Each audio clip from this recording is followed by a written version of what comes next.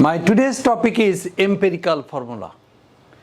In empirical formula, ratio has to be maintained.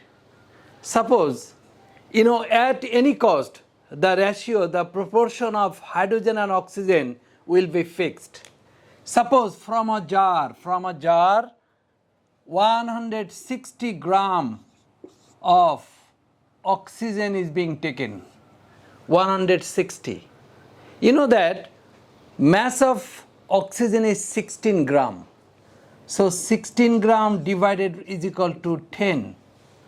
In your mind, you need to believe, 10. So that the result of hydrogen has to be 20. Why?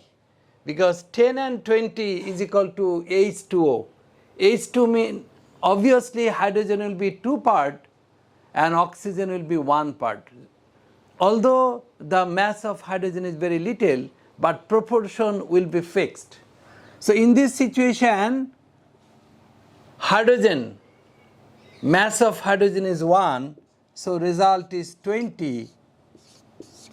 Are you watching? So 20, so the proportion is 2:1. So finally, water has been formed.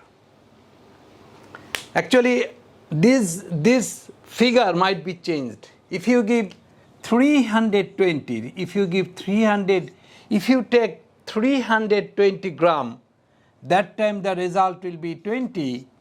In that situation, hydrogen has to be 40. The result will be 40. Again, 20 and 40, the relation again 2:1. Finally, again water. I mean, whatever the mass you take, no matter, the proportion has to be maintained. Am I clear?